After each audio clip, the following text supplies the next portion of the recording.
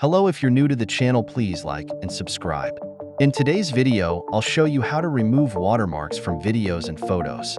I will remove the TikTok watermark on this video. Can't play the video because it might have a copyright claim, and I won't be able to upload this video.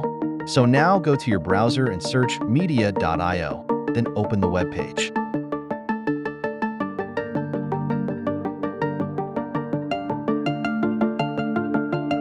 Create an account, and after that you can click on the arrowhead. Below the three horizontal lines at the top right to select TikTok Watermark Remover.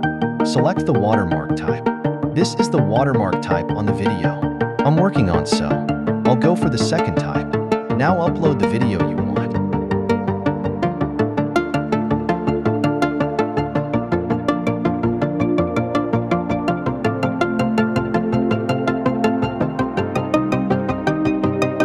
This may take a while depending on the video quality.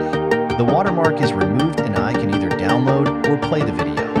I can't play the video, so I'll show you a screenshot of before and after removing the watermark on the video. If this was helpful, hit the